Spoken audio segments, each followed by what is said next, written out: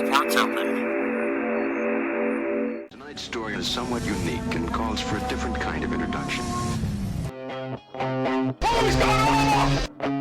Today we are canceling the apocalypse! Wait a minute. You ain't heard nothing yet. And this is? Lilu Dallas Multipass. Frankly, my dear, I don't give a damn. Houston, we have a problem. Have you tried turning it off and on again? Gentlemen, you can't fight in here. This is the war room. Now, where was I? So I'm Paul, and today we're going to be talking about Free Guy, which is a very interesting film, and looking forward to getting into that. But first, I may as well introduce my guest, first timer here, potentially, new frequent flyer. We'll see if he enjoys it this time. It is a new friend of mine on a actually going to be on a podcast that's the Falls of Crowd podcast. I recommend you go check that out. I may be appearing in the second season, maybe. Great. But yes, this guy is Mr. Jeff Feightner. How are you doing, sir? Hello, I am doing well, and I just want a point of order, Mr. Chairperson. Mm-hmm. Did you say Free Guy? Yes, I did say Free Guy. Oh, because I really thought we were going to talk about that 1980s television masterpiece, The Fall Guy. Yeah, I mean, we can talk. Tell you what, you talk about that. I'll talk about Free Guy, and we'll see if there's any correlation there. I jokes. Oh, my goodness. Oh, he's got jokes, folks. Oh, dear. All right. Well, let's kind of get the nuts and bolts stuff out of the way.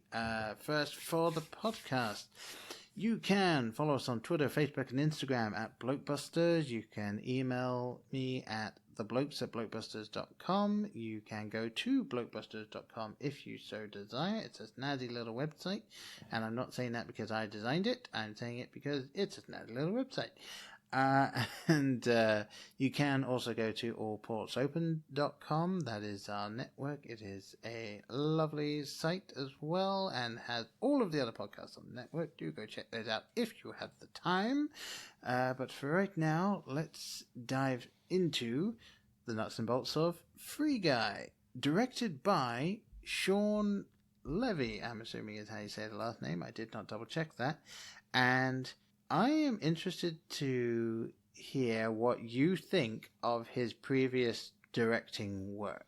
So, if you're looking at the films that he's directed, it has been Big Fat Liar, Cheaper by the Dozen, the original remake of The Pink Panther with the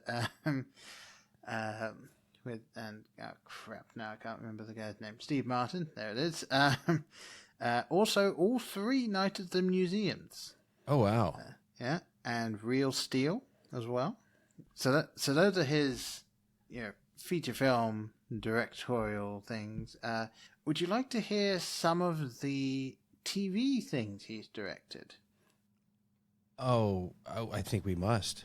Okay, so for people who come from a certain era of Nickelodeon, I think you'll be appreciative of this.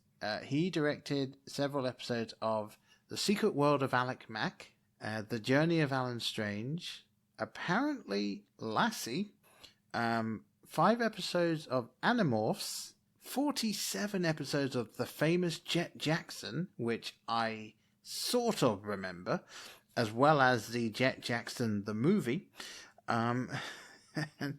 and most recently, in terms of TV, he has also done 1 episode of Unbreakable Kimmy Schmidt, 2 episodes in every season of Stranger Things, and also 2 episodes of Imaginary Mary, which I'd never heard of before. And the one standout oddity on this list, because I'm following along via the Wikipedias, the one oddity seems to be Last Man Standing. Yeah, that one's odd. I mean, he is... that one he's an executive producer on. Fair enough. He didn't direct those. Fair. But yeah, that is... It seems like he's just kind of connected to both Nickelodeon and Disney. Just obviously by way of the ABC there, but which actually a bit of a weird tangent. So people in America will almost certainly not know that in England, when I was growing up, so think sort of mid 90s, early 2000s, for this particular thing that I'm going to be talking about, we had terrestrial TV. So anyone that had an aerial could get 5 channels if they were lucky. Otherwise, it was 4. And then you could pay for cable when that really started coming out. And you could get the Disney Channel. So that existed. You could get Nickelodeon. You could get Cartoon Network. Those were specifically like the kids package. So, my parents had 3 of us, and we were of the age that we were watching their stuff, so they did get that. However, you could also get something that was called Sky One. And Sky One was a mishmash of everything. So you had The Simpsons was on Sky One. You also had, Family Guy. You had a television show that was called Dead Like Me, which was, I believe, Showtime over here. So, it was, let's buy all of the popular shows of the time and put it in one channel. So, basically, if a show was popular enough on Nickelodeon or on Showtime or on ABC or on so on and so forth, it was aired on Sky One. If it was on ABC or the Disney Channel, it was aired on the Disney Channel, because we didn't have ABC. So Boy Meets World was on the Disney Channel. It would be Boy Meets World, and then immediately after that, it would be Kim Possible. That was just what happened. It was really interesting. There are actually several shows that I watched on the Disney Channel that I still want to come out on Disney Plus, and they just haven't done it. And I don't know if it's because Disney actually didn't own it. Cartoon shows, they have recently added Pepper Ann. So anyone that watched Pepper Ann, you're in luck. It's on Disney Plus now. But they have not, as far as I am aware, added the show Lloyd in Space or The Weekenders. Both of those were aired on the Disney Channel in the UK. And I don't know if Disney owns them. I kind of hope they do and that they add them, because I'll be honest, The Weekenders were probably my favorite Disney cartoon that I watched growing up. Aside from the occasional blurry copy that is available on the YouTubes or other internet locales, I have not really been able to find them recently. Interesting. I was looking through some of his stuff. It's okay, interesting filmography. Yeah. And then, let's see, budget for this film is somewhere between $100 to $125 million. For reasons I don't understand, they either haven't publicized it, or it's not possible to get an exact budget. And the box office worldwide, as of the 3rd of October, is $323,996,739 US dollars. 36.3% of that being domestic, which, for those of you that are not in the US, means in the US. So, it's even if you factor in the general rule that the marketing budget for a film is double, add the production budget again, they definitely made their money back on this. So seems like it. Seemed like there was a lot of talk about the workplace as it was coming out. Yeah, it definitely looks like it's done well. Apparently, it is, as of right now, the 7th highest grossing film of this year, which, to be fair, not a high bar at this point. No. Okay. It is an interesting game. What do you think the top 3 highest grossing films of this year are? Oh my goodness. Like, tell you what, you don't, obviously, I'm not expecting you to get all three. Okay. I have the top 10 in front of me. See if you can guess 4 of them. I don't know if I could tell you. Oh, wait, hold on. No, I'm not certain what came out because we've been rather selective about what we'll actually go to a theater for. Right. Due to some health issues in the home, so we're fair enough. We're not the cinema attendees that we used to be.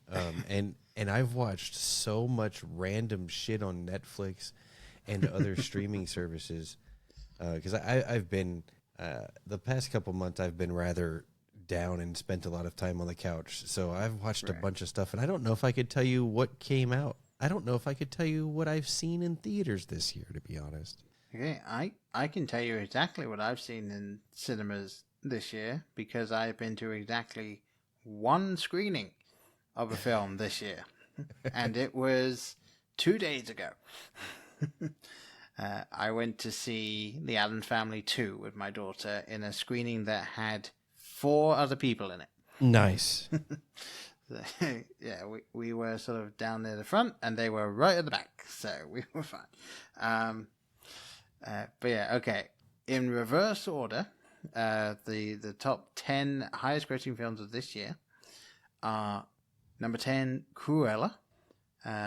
Number 9, The Battle at Lake Changjin. That is currently still in the cinema and is a Chinese war film. Number 8 is A Quiet Place Part 2. Number 7 is Free Guy. Number 6 is Black Widow.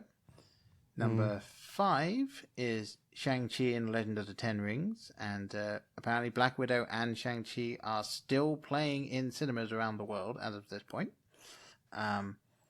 Godzilla vs. Kong is the 4th one. Detective Chinatown 3 is at number 3, funnily enough. F9 is number 2, and then number 1 is simply Hi Mum. I'm sorry, what? It is Hi, Mum, and it is a Chinese comedy film. It has made worldwide $848 million. That's incredible. Yeah. Also, just because I'm on this page and I find this stuff interesting, and I'm sure at least one other person will, Avatar has apparently become the highest grossing film of all time again. Oh, well, that's good. Thank goodness for that. It got re-released in China, so it's now gone over $2.8 billion. I wonder how much cutting in China. I wonder how long it is in the China release. Yeah, I've never even considered that. Like, it's I obviously can't technically criticize the fact that they re-released it because they did that for Endgame as well. Like, yeah, it is kind of a thing that just seems to happen now. But I did kind of hope that Endgame would keep that because I don't think that there is a chance of that happening naturally again. Like, right. just what happened with that, and even like the re-release of Endgame happened while it was still in theaters, so it didn't even leave the theaters. So yeah, like I still consider that to be the original theatrical release, and then they just did something weird with it at the end. So let's see, what were the other 2 things? Other box office records. The Japanese anime film Demon Slayer Mugen Train released in April of this year, and its opening weekend was $19.5 million, which set the biggest opening for any foreign language film released in America, or North America, I'd say. And then the MCU has officially become the first film franchise to gross $23 billion. So, well, there's what, 25 now, 27, 30 some movies? Let's see, it was 20, I believe it was 23 as of Endgame, Obviously, Black Widow and Shang-Chi have come out, so that's 25. Was there anything after? Because it was like Endgame came out, and it was like, well, what the hell's going to come next? I think Far From Home came out after that. Yeah, that's so 26. that would be 26. And then everything shut down. So, yeah, no, I think they're at 26 now, which means that on average, it's just under $1 billion per film. Right, but I mean, okay, so this is one of those things where you can build a statistic out of anything, and oh yeah, for the record, it's not a great statistic. I was just like averaging it out because I find it interesting to be like, like over the whole thing. That's a fun thing, but yeah, you can't actually take that because obviously, Endgame did the heavy lifting. Not just that. I'm talking about more like it's the highest grossing film franchise in history or whatever. Well, of course it has the most titles of any franchise, even beating out James Bond, right? Because this will be the 25th, if I'm not totally mistaken. The upcoming along those lines, yeah. Movie on Friday, which I cannot wait to go see because that will be the next one where I actually brave the wilds of the cinema. I mean, is there another legitimate franchise that has that many titles that can even compare? I don't think that's a fair statement. You know what I mean? I can't think of another thing that would even come close to having even 20 titles. The MCU and James Bond have exactly 25 each. So I think I was incorrect in my thing. Oh, I thought you were dead on. Yeah, I thought Nuts. so, but I guess there were less films in the first three than I thought. So going from movie count, the top 5 are MCU and James Bond as joint first. Then third. Does that include Friday's release, which I can never remember the title of? No Time to Die? I believe so. I think that is inclusive. These lists are generally up to date for that. In third place is The Mummy, which apparently has 19 movies. I'm sorry, what? Yep. The Mummy has 19 movies in this franchise. I'm sorry. Just a brief aside. You're telling me, does that like go all the way back to the first creature feature kind of mummy title? To 1932's The Mummy. Yeah. Are those really part of the same... I guess it is the same franchise, huh? Yeah, they it's are. The same monster. They're based on films by Universal Pictures. Every single one of the Mummy's films has been released by Universal. No kidding. Yeah, including Abbott and Costello Meet the Mummy. Oh, God. Which I kind of want to watch now. I think I've seen part of that in a film studies class, which in high school. It was the final Abbott and Costello film. The 28th and final Abbott and Costello film produced by Universal International. That's amazing. And then joint 5th is X-Men and Star Trek. Really? Mm-hmm. They both have 13. What? Yeah. Apparently There's 13 Star Trek movies? Apparently. Let me have a look. Yeah, because they're including the Next Generation films. And there were Next Generation films? There were 4 of them, yes. What? There was Star Trek Generation, Star Trek First Contact, Star Trek Insurrection, and Star Trek Nemesis. Oh my God, this must have been in the mid-90s or something. Late 90s, 2000. Mid-90s, so 94, 96, 98, and 2002. Yeah, that explains that. That was a dark period of my life. I wasn't even watching movies then. But yeah, so yeah. My mum will, if she ends up listening to this episode, she's apparently behind on these. She will be happy that I got those right, and then I do have to point out I was reading those straight off a list because there's no way in hell I would have known those.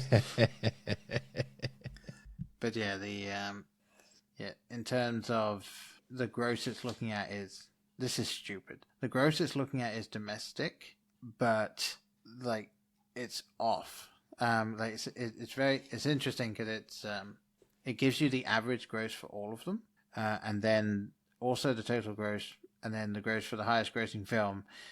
So it's a very confusing thing to look at. But yeah, no, there's and that's weird because they actually have sub series on this list. I don't understand why they do that. Again, that's an instance of having too much information, which usually I'm fine with. However, we should probably get around to talking about the film we were talking about. But yes, so you mean the Fall Guy? Just kidding. Yeah, yeah. You know, I think it's was it The Other Guys? Isn't that what we're talking about?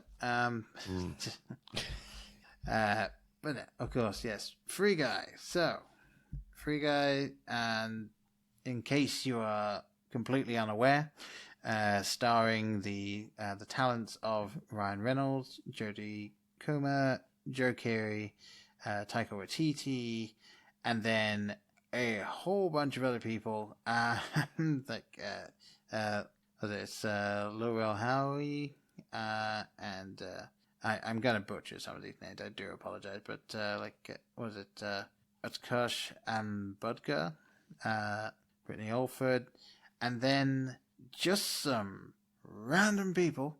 So Channing Tatum is in it, as well as Chris Evans, and as these are officially cameos. You know, Chris Evans, Lara Spencer, Alex Trebek is in it. You hear, as a voice, you hear Tina Fey, Hugh Jackman, Dwayne Johnson, and John Krasinski. And then also, for those of you who are on YouTube, you see Jacksepticeye, Ninja, Pokemani, Dan TDM, and Laserbeam. So, yeah, there's just a lot of people in this thing. Yeah. So, I guess my question to you, and I feel like I may know the answer to this, how many, if any, of the YouTubers did you recognize? Let's see. What's a YouTuber? Now you see, a YouTuber is someone who sits in front of their computer and talks into it, and then other people listen to it. It's but this time, and bear with me here, they put their videos on. I know it's a strange concept. Maybe it'll catch on. I don't know. I'm just kidding. I actually post some of my shows to YouTube. But no, I may have recognized the names of people, but only because I have offspring who are of an age to maybe still look at some of those things. Okay, fair enough. Yeah. Yeah, I will freely admit I only recognize one of them, and that is because I am subscribed to that one being Jacksepticeye. I know by extension of most of the other people I mentioned, but Jacksepticeye was the only one that I actually would be able to point out. So, yeah, it was interesting as well because if you do follow Jacksepticeye on his channel, he has had a couple of other videos of him talking with and also playing games with Ryan Reynolds. So he's actually met him a couple of times, and he had a couple of his videos where he does mention working on the film and being able to see the work being done there. And he released a video recently about talking about seeing it with his friends and not really knowing what to do. You're like, yeah, that's me. Yeah. which I get. I mean, what would you do if you were internet famous and then all of a sudden you were in a multi-million-dollar film? Right. I can't imagine. No, but yeah, it's interesting. I enjoyed the fact that they did that. Like, I feel like, and I don't know how much of it was Ryan Reynolds being like, you know what, if this character is going around and doing this, like YouTubers would be commenting on it. The social media would be erupting about it. Like, yeah, we need to put that in. Because I feel like he would do that. Like he Absolutely. Yeah, he seemed to be that guy. He really does. Now I'm saying that, I do think, and I kind of want to get your take on this.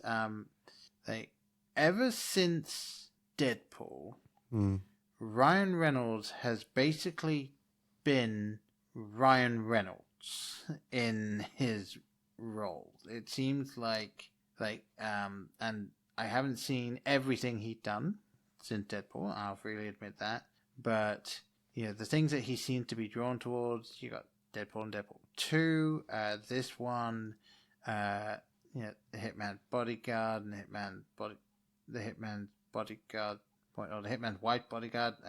I always get that mixed Hitman's up. bodyguard's wife's brother's cousins or something like that. Yes, the Hitman's father's brother's nephew's cousin's former roommates. Yeah, no, it's like he's just the Ryan Reynolds that he wanted to be as the original Deadpool, and then they literally sewed his mouth shut.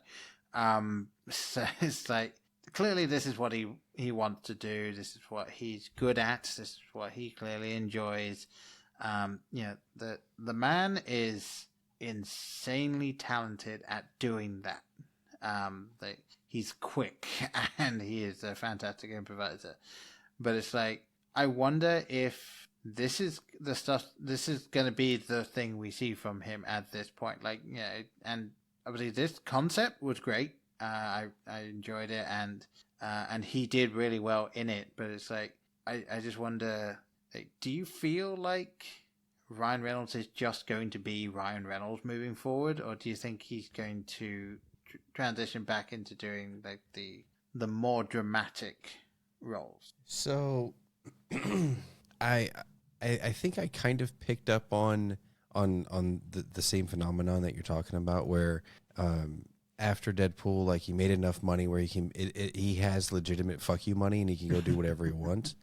And but he was smart, right? Because he invested in like Mint Mobile, and he invested in Aviation Gin, and he's got like all these other little side things which are providing a steady income, which protects him. Like, he's got all that stuff to the side of whatever he does in public, right? Yeah. So that way he can legitimately do whatever the fuck he wants. And it seems like it has released him, but I think there will come a time when he has when it will get stale, right? Right. And he'll have to have his 1 hour photo moment, or Kevin Costner's what the hell was that movie? The assassin movie. Not 3 Days to Kill. It's called Mr. something. Mr. Brooks. Yeah. So, back to my answer. I think Ryan Reynolds Ryan Reynolds, the kind of sheltered now in a castle made of money, surrounded by a moat made of molten gold that is of his own creation. I think he will become stagnant and will need to do something like a Mr. Brooks or a 1 hour photo, or something that is just so off-puttingly different that, and it's got to be legit, like no Deadpool humor, no gore. It's got to be like some kind of super psychological thriller kind of a deal that proves he can still act, if he ever did act. I don't know. Right. But my expectation is that he will absolutely kill it, and then leave everybody's jaw on the floor going, see, I can be dramatic. Yeah, I mean, I will say he seems to me, and I don't say this lightly, he feels very much to me to kind of be the next sort of generation's Robin Williams. Like, I'm not saying he's got the same energy, because nobody does. Like, nobody had that level. But like, just the sheer joy that he obviously has doing these roles, like, you know, he's just got that charm to him. He's obviously got the comedy chops to him, and he does it very well. He's not so much the chameleon that Robin Williams was, but yeah. No, I think you trade the stand-up punchiness kind of comedian for, as you said, the improvisational style. Yeah. You know, I think you're close. I think there's definitely a comparison to be made. Yeah, and it's something like you said. When you were saying the 1 hour photo, it's like I would love to see Ryan Reynolds doing something like that. Like I appear to be one of the few people that thoroughly enjoyed him in Buried. I thought he was fantastic in that. So many people I've talked to absolutely hate that film, and I don't know why. But yeah, no, it's so interesting to me that that he's reached this point of like, yeah, I can do whatever I want, and what I want to do is just kind of be me. I'm just gonna do me for a bit, and yeah, it's really. It's fun to watch, and I don't know when the peak will be, and then when you'll be like, okay, now I'll do something else. I do know that I'm just going to read what is written on his Wikipedia page here, because I was looking it up a little bit beforehand, and this is a piece of information that I feel is redundant. His production company, Maximum Effort, is in development of a live-action adaptation of the board game Clue. I was fairly certain there was one. I think it's called Clue. Now, fun point of order for that as well, actually. In England, Clue is called Cluedo. It's called what? Cluedo. It's Clue, but with a D-O at the end of it. Why? Don't know. Haven't got a clue. Got a Cluedo. But no, yeah, I genuinely don't know why it's called Cluedo in the UK, but it does mean that when I first saw a poster for the film Clue, I had no idea what it was. I didn't know it was based on the game because that wasn't what we called the game, and it wasn't released as Cluedo in England. So it's not like that would have made sense. But yeah, it's. I'm intrigued to see what they're going to do, but this is one of those things where it's like I genuinely think you should leave that one alone. Like I can't think of a way it would be made better. I'm sure people said the same about Batman when Christopher Nolan was like, "I'm going to take a shot at that." But yeah, I personally think that the one that was made with Tim Curry and et al. Like I'm not sure you're going to make a film that will surpass that one. So there are but 2 or 3 things that people seem to do in a reboot. They either add gore, add violence, or add sex. Clue needs none of that. Yeah. It was perfect. It was just exactly what it needed to be. Yeah, I mean, obviously trying to think about trying to have people come in and improve on it, and just flames on my face, flames. But yeah, Madeline Kahn. Okay, but yeah, I'm genuinely intrigued to see where he goes from this. But obviously, this film, I'm not going to speak anymore about Ryan Reynolds in this film, because at this point, if you've seen anything Ryan Reynolds has done in the past 5 years, you've seen him in this film. It's not the biggest leap for him, I'll say. No, it's not. And since I'm the guest and I'm just going to open that bag back up really briefly, I think you could take, if you were a dedicated individual, you could take every scene that Ryan Reynolds appears in Free Guy and correlate it directly to another scene in another film. I think you could replace it shot for shot with something from another film, either in the actual framing or in the delivery of the script, the lines, the dialogue, if you will. Yeah. But there is absolutely nothing new out of that pretty boy. And now we can tie that bag back on. Yeah, no, it is interesting. It's like obviously within the world and with everything that goes on, like, he does it well because clearly this role is kind of built for someone along his lines, like being able to play with it. But yeah, it's at this point for him, very cookie cutter. Still enjoyable. Again, I don't want it to come off as if I'm saying like, oh, it's not good because it's him doing it. It's like, yeah, it's still fun to watch, and it's not like it's it's not exactly the same dialogue from other things, and with the other characters it works. It's just like, yeah.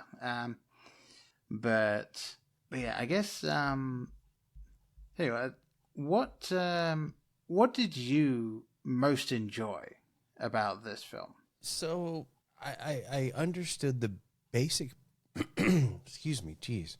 I understood the basic principle from the few trailers, because I don't watch TV either. So I don't actually have a lot of opportunity to see movie trailers unless I go seek them out. Ditto. So, understanding that Free Guy, I was like, okay, I get it. The basics. But for me, and it may come across to your listeners like I'm a complete buffoon because I didn't see it coming. But the reveal, can we do spoilers on this thing, Absolutely. by the way? Absolutely, yep. We talk Fantastic. about everything, so go for it.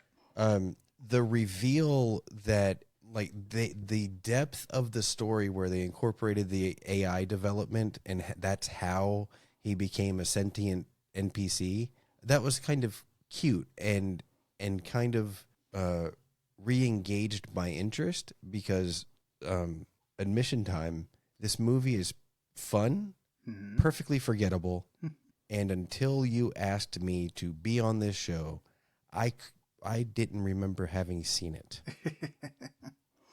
Because it's one of those things, like, it is the Goonies during its first release, when it was just a movie to go waste an hour and a half in a theater. Goonies now holds a special place in my heart. It is a different thing now, but back then it was like Daryl. It was just a movie you go watch and then forget. And that's what this was for me. Okay. And I think it's time for me to make one of my many random shocking admissions. And it's different from my normal shocking admissions. I have, in fact, watched The Goonies.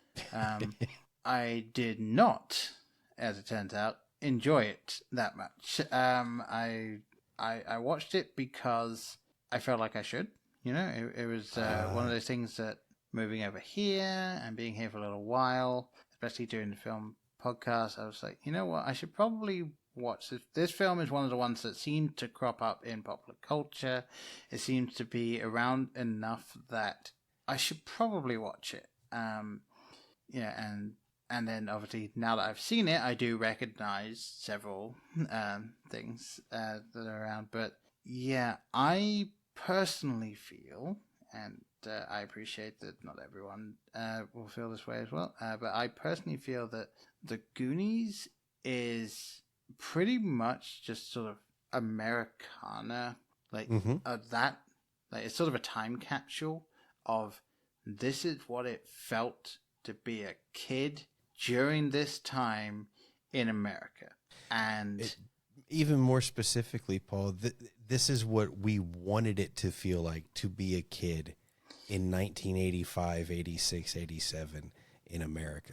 right. Because nobody actually lived that kind of adventurous life. Like, we were the kids who were watching Indiana Jones and the Temple of Doom and shit and wanted to go have our own adventures. Right. Nobody had the adventures. We made it up, or we just pretended, or we went off in the woods and we that whole thing. If Goonies ended with some kind of like wake up reveal that it was all a dream, it would have made just as much sense. Yeah, and it's something that I was watching it, and I'll be honest, I just did not connect with any of the characters. There was not a single character that was on screen that I was like, all right, I'm invested in that guy, or like, it'll be interesting to see what they do. It was more like I felt like I was watching the next door neighbor's kids playing. Like, and I was just kind of like, oh, what are they doing now? Oh, okay. Yeah. If I may, Sure. How old are you? I was born in 87. Okay, so you were born when the film was made, roughly, plus or minus a year. And how old were you when you watched it? This would have been about 5 or 6 years ago. So in every way, you were exactly the wrong kind of It was actually made in 85, so I was righter than I thought. So the movie's 2 years older than you, and you watched it. I watched it in my mid-20s. In your yeah. So I get it. It is a product of its time, but also it targets a very narrow window of people. Yeah, and I think even if in its initial release, this was a thing where no parent. I can't imagine a parent even in 1985 enjoying any piece of this. Yeah, and of course I grew up in England. I didn't move over to America until 2011. So I have absolutely nothing to compare from my own experience to this film. Right. I just have nothing. So it's like I was just watching other kids playing and dealing with random criminals and finding sunken treasure and everything, and it was like I know I've watched it and I've absorbed some things from it, but I genuinely could not tell you anything that happened in that film aside from one or two story beats. It's like I just don't. It did not leave an impact in my head. Yeah, I get it. It's one of those. So I maintain a list of a joking. It's not actually a requirement for my subordinates to do this, but I maintain a joking list of must-watch things so that you can have a conversation with me, right? Right. And Goonies does exist on that list because it was made for me, and also I showed it to my kids, and I have 5 children. They currently are 7. The youngest is 17. The oldest is 20. This is 2021. So 25 this year. Oh God. But anyway, so there's just over 7 years because months are weird. 7 years between them. And I showed them the movie at some point where the oldest one could get into it, didn't care. The youngest one was missing it. And then, it was one of those rare moments where it's like, Dad really likes this thing and they have 0 fucks to give. Cannot be interested. But I get it. Yeah. Luckily, they watched the Gremlins and they dug it. So yeah, Gremlins is something just all to itself. That is a fantastic film. But once again, we should probably get back into talking about Freak. But yeah, I was trying to think what about this film to me kind of made this a good film. What did I most enjoy seeing? And honestly, looking into it, I think my favorite 2 things from this film were, number one, the way that they went all in with how over the top the game looked like when you could actually see what the players were seeing. If you actually thought about it for any length of time, that's too much. If you were actually playing that game, you wouldn't be able to walk more than 5 steps before being pulled into a mission or having an NPC running their lines or things like that. It's like this would genuinely be hell to play.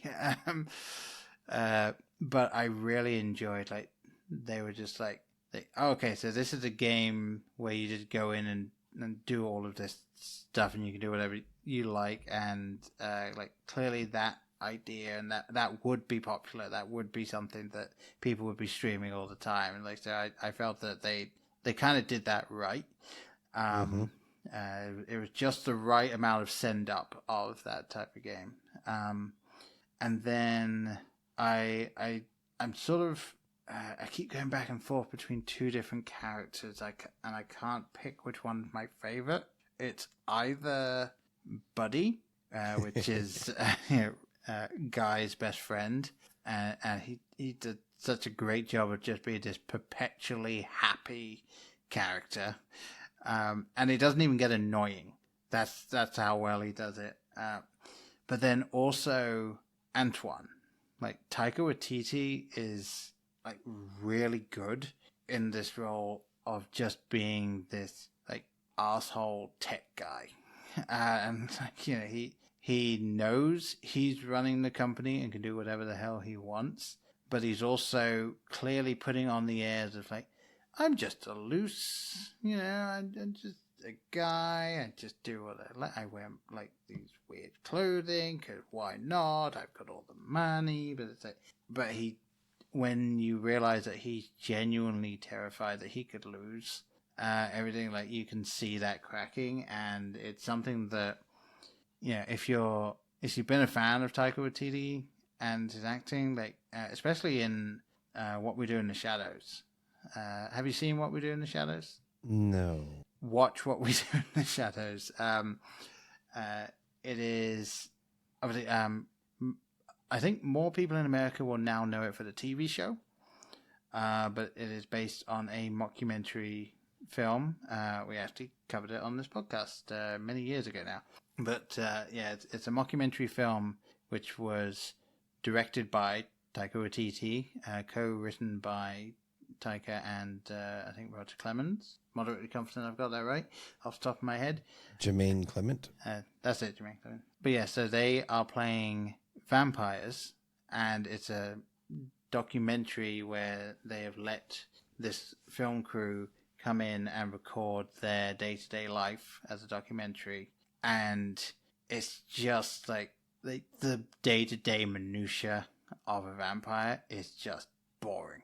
And it's like, these characters are terrible, but like it is pretty much 90% of the dialogue and everything that goes on is improvised. Yeah, and then there's all of these really cool things that they did with it, and like, it's so clear that they're just really good at doing that stuff. So like, you kind of see him as doing that, and then he obviously went off and did, he went to Marvel. He did Thor Ragnarok, and he's also the voice of Korg in that, and everything else he's been in.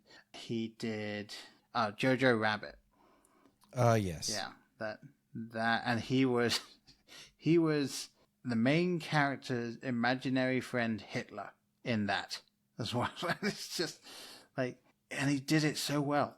It's like he just has this ability to just kind of roll with it, and yet he's still got enough. Like, he's still got enough in him where you think of his character in this film, and you know, he is very much a stereotype of, he's the bad guy who's running the company, but he plays him well enough that he's able to really let you see the different layers behind this guy, even though he's only really got like 2 layers.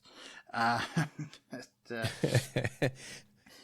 mean, to be fair though, you could play that and never, that role could have been delivered by somebody else and have been just as functional. Yeah. And never get beyond the rolled up stereotype of every tech company executive that we all make fun of on our podcasts. Mm-hmm.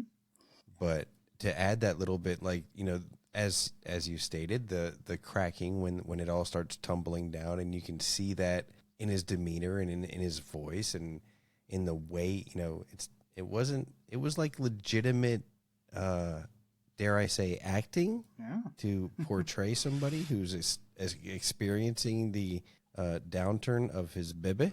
Yeah, and like, he genuinely brought subtlety to this film that is not the least bit subtle, and it works so well. I mean, you know, I will say, going into Free Guy, I was under absolutely no misapprehension as to what I was gonna get. I mean, you know, even just from the first trailer, you know roughly where this film's going to go.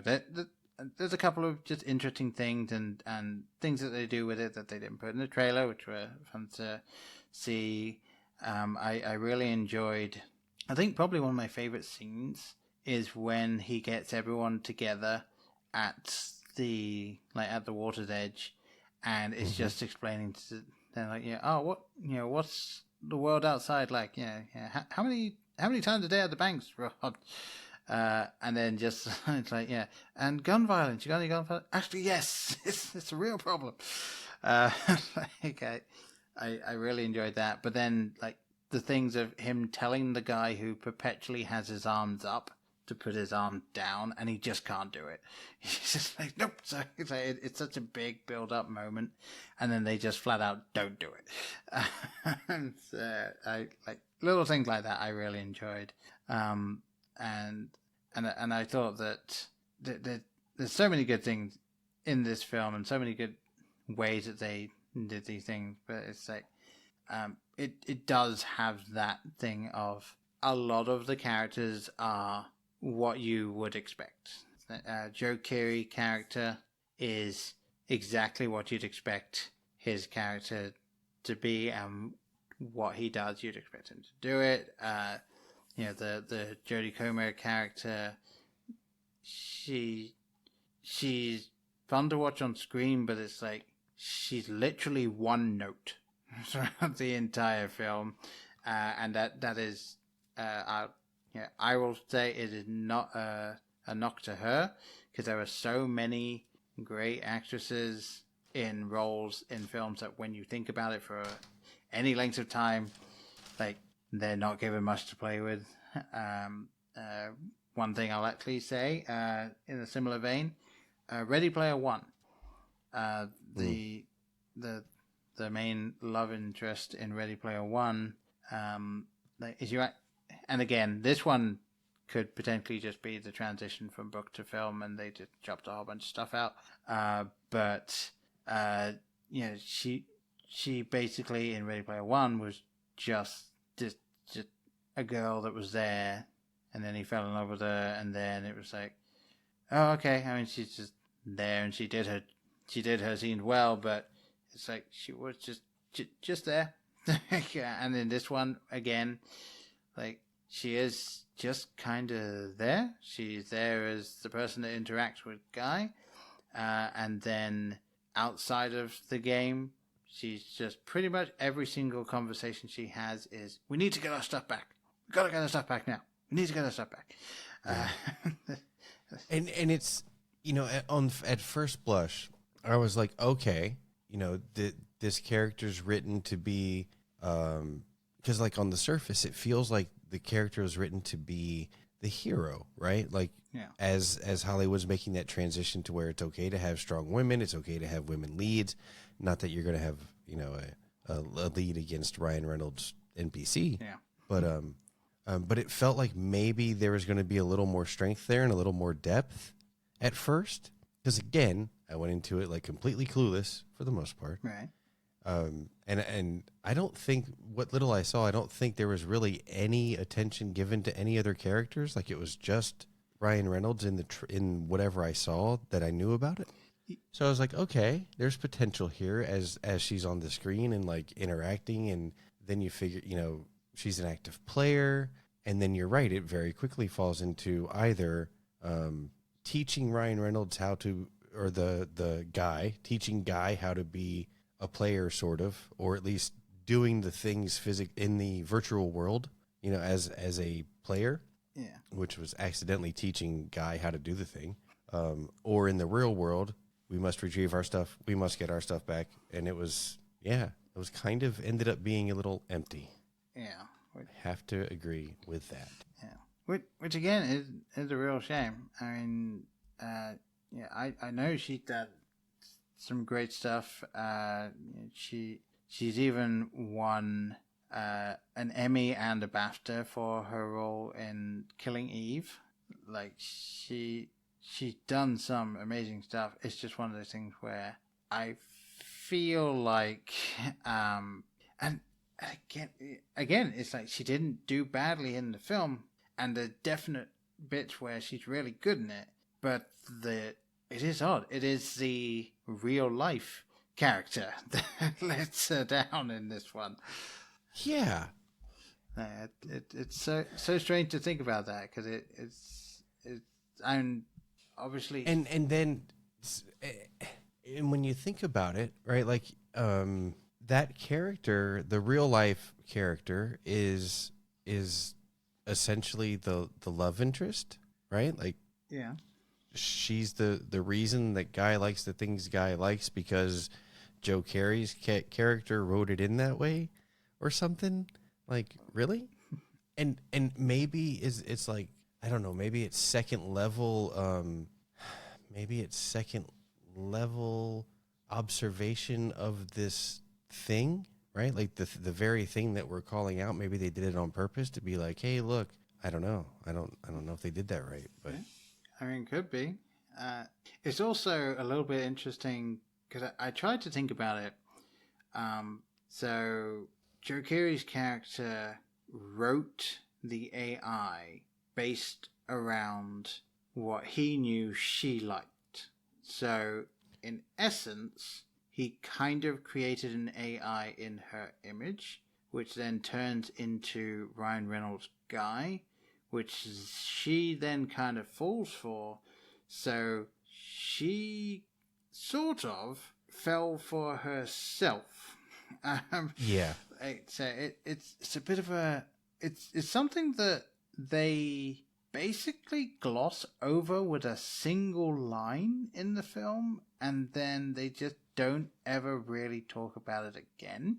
Because Guy is alive, and he is an AI, so he's genuinely able to think for himself, and he has this love for her, and is genuinely in love with her, and it's just she ends up actually kind of falling for him before she realizes he's an AI. And then once she finds out that he's an AI, she's just kind of like, oh, okay. And then you have a scene where she's kind of coming to grips with the fact that she was sort of falling for an AI. And then, well, there's other things to deal with now. And then that's about it. There's not much else dedicated to it. And it is something that when you're watching the film, and I think for the most part, pretty much anything you could say about this film is kind of true. When you're watching it, assuming that you're willing to suspend your disbelief for a little bit and just kind of roll with it, which is really the attitude you have to take for some of these films. You're watching it and you're like, okay, yep, sure, okay, you get through it, it's enjoyable, you laugh a few times, you're sort of rooting for the character and so on. Like, oh, will it get to the end? Of course it's going to get to the end. I mean, I would have respected the hell out of them if he didn't get to the island at the end.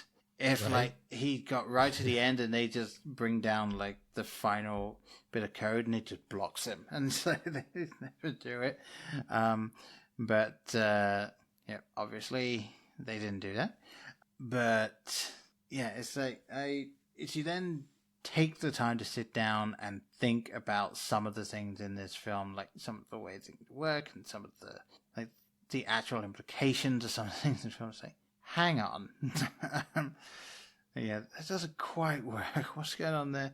That's it. The thing that got me when I was actually thinking back to it is Antoine at the end of the film, to stop them from finding out what's going on, goes down into the basement of the building they're in and start to destroy the server room. Right.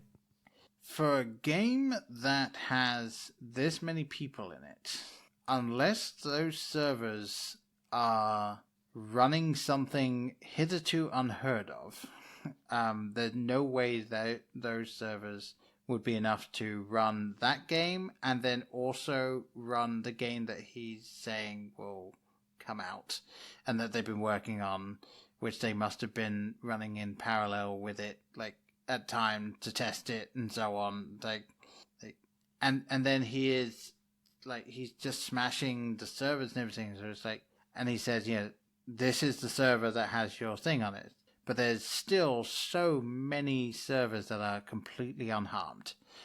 And it's how do you know that this one server has the specific code you're talking about when all of them need to be running to run the game?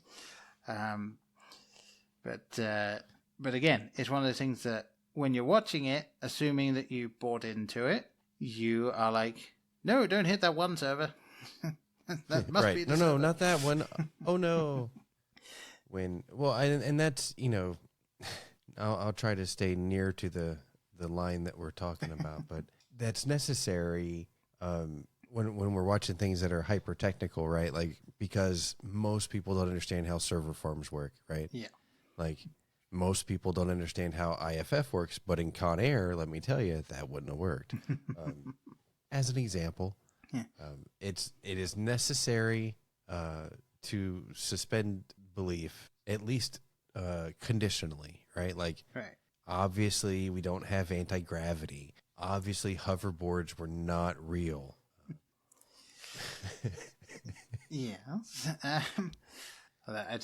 I did enjoy, I don't know if you saw it, did you see when Tony Hawk, I think I'm fairly certain it was Tony Hawk, they did a video where it's like Tony Hawk gets to test ride the first ever genuine hoverboard, and like they release, it's like a 10-minute long video, like they talk about they're bringing it out, and he tries it out, and you see him flying around, it's like, and everyone was like, holy shit, he came out with a hoverboard. Well, that's really cool. And yeah, 90% of the people that watch the video are just like, huh, that looks cool. I wonder how they did that.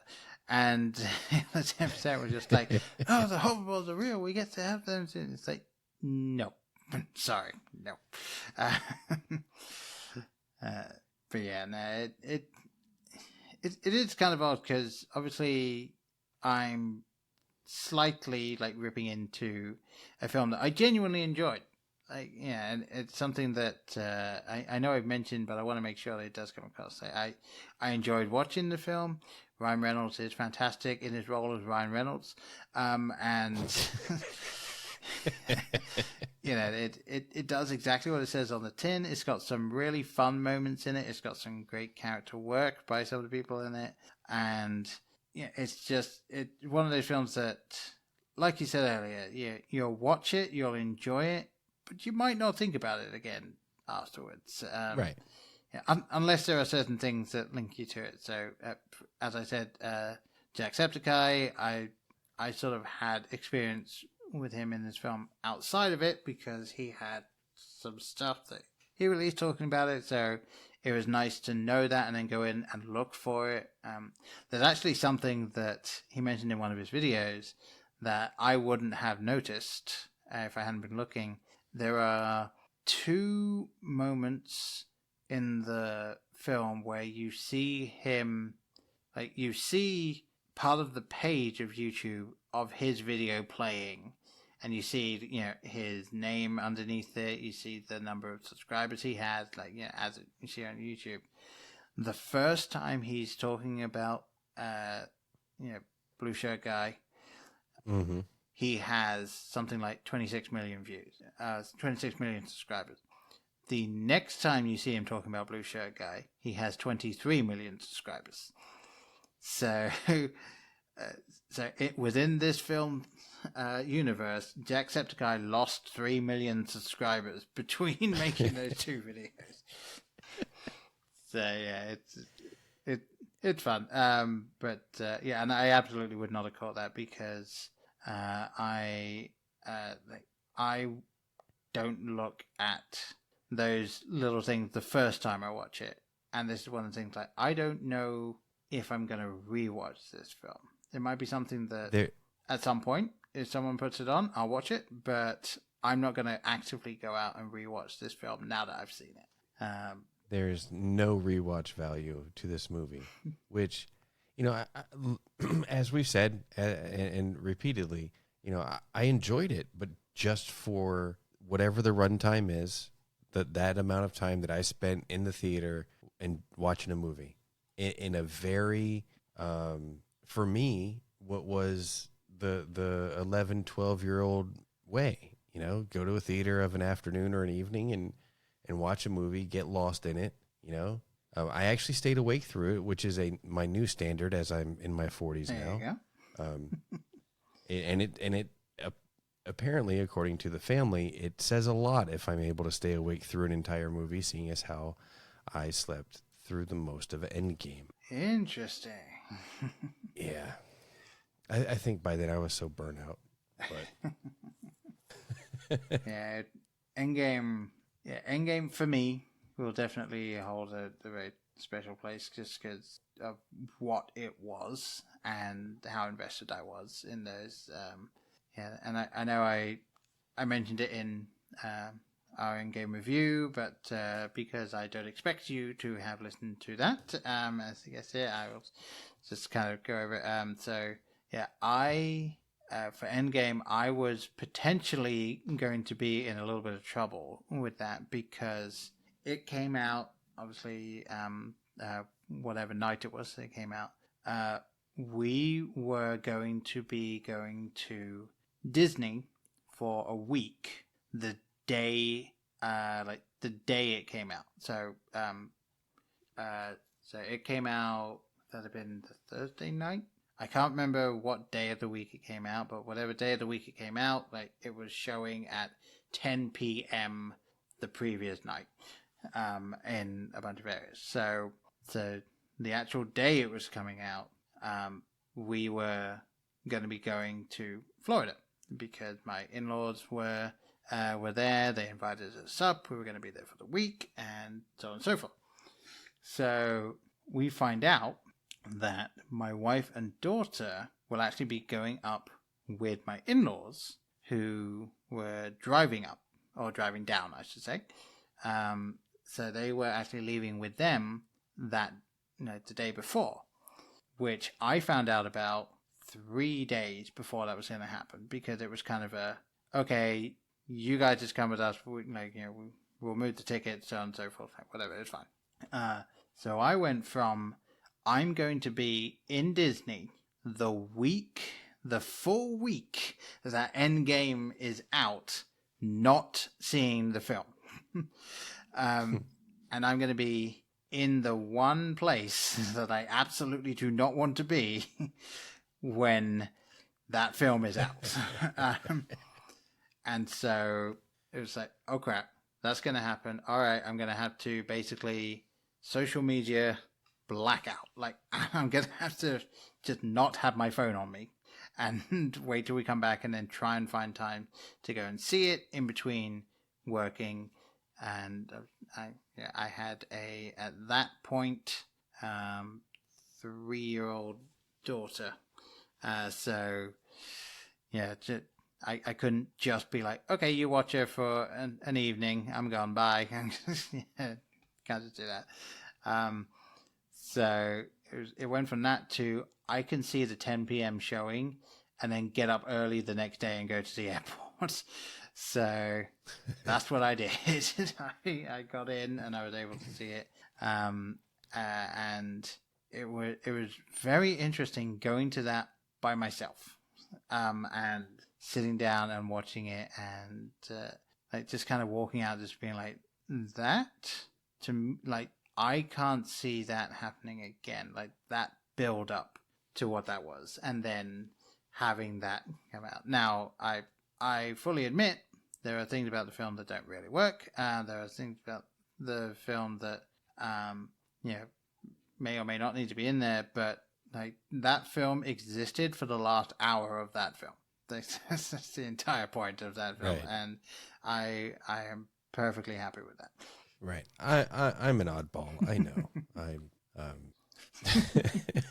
Hey, I'm not going to dispute you at all there. But no, yeah, it's something that I feel like we're going to see film trying to emulate that again. I also wonder if they're going to come up with a sequel. I know that apparently Ryan Reynolds has said that Disney want to do a sequel, but I genuinely don't know what a sequel would be at this point, because they kind of done everything. The end of the film, he has his own game, which is literally just a game where people can watch these NPCs doing whatever they want. It's more like a TV show. It's kind of like a non-creepy Truman Show at the end. and I don't see what else will happen unless it's one of the things where if it turns into Reboot, if you recall that old TV show, you might be a little too old for that, but like where there's a virus that turns up and they have to deal with that, like I don't get what a sequel to this film could possibly be. It could only be some kind of outside world entity trying to take it over for nefarious reasons. Like the government wants the AI technology for war fighting, or the evil Jeff Bezos of Free Guy's universe wants it for better shipping and logistics processing or something. Yeah, I mean, like genuinely, the only thing I can think of is if they basically merge Free Guy with Wreck-It Ralph. like they somehow shove those together, and like that's just what happened. Like you have Ryan Reynolds interacting with some of the characters from Wreck-It Ralph and all this. I don't know. It's not my job to know. It is my job to end up eventually watching it and then talking about it. I'm willing to see what they do. I'm hoping that I'm kind of hoping that if they do have a sequel, it's going to be incredibly self-aware. Like they're going to have to go pretty much full Deadpool with it and just be like, yeah, we know. Like, here you go, have another one, but we know. It'll be about some sort of weird cash grab being done by the people in charge of the game or something. Absolutely. And they'll go ahead and film the second and third sequentially so they can just make all of the grabs. I don't think I have anything else that particularly need to be said about this film. Do you have anything that you wanted to touch on that we didn't? No, I think I've uttered my limited considerations of the film Free Guy. All right. I say we call it a day there then. Seriously, thank you for coming on. It's been an absolute pleasure, and hopefully you'll be willing to come back on again and talk about, something else, something maybe more in your wheelhouse. Oh, yeah. I tell you, I appreciate the invite. Believe it or not, I had a good time. It's I'm maybe a little more joyful on my own shows or vibrant, but then I get up at 3 a.m, so it's been a long day. Oh, I'm absolutely sure. Yes, for people that are unaware, I record these late in the evening. So for you've got to get to bed because you've got to get up in 3 hours. And that is not a joke, apparently. But no, obviously, it'd be great to have you on again. And as I say, you pick the film next time, and we'll see if we can, get a little more energy out of you. Just dial it up by another notch or something. But no, you were great. Why don't you let people know where they can find you? Okay, stand by. This list is long. I'm going to start with, you can find all of my stuff at verbotenproductions.com. I am a voice actor on Forza Crowd. I helped write, direct, produce, and acted on a cool little show called Dispatches of Disassociation. I also produced a 4-part audio dramedy that is it's an experience, and you must listen. It's called Coyote's Bluff. You can find that wherever. I produce a show called Laying Down the Law, which is a lawyer / improviser who gets together with his improviser friends and talks about law cases, and it's somehow hilarious. I have a couple of shows that are kind of taking a nap right now while I reboot a couple things, but they're out there. They're called Half Fast. That's all about cars and wheeled vehicles that we use to travel around the world. And Round and Round, which is a political and social commentary show where I basically beat up on the politicians that I don't like very much. And lastly, my most recent and currently kind of in production show is called For the Trees, where I interview good people making good stuff that I think other people would like to hear about. Okay. So just a few things. Just a couple. Yeah, just a couple. All right. Well, yes, please do go and check out as many of those as sound appealing. That's right.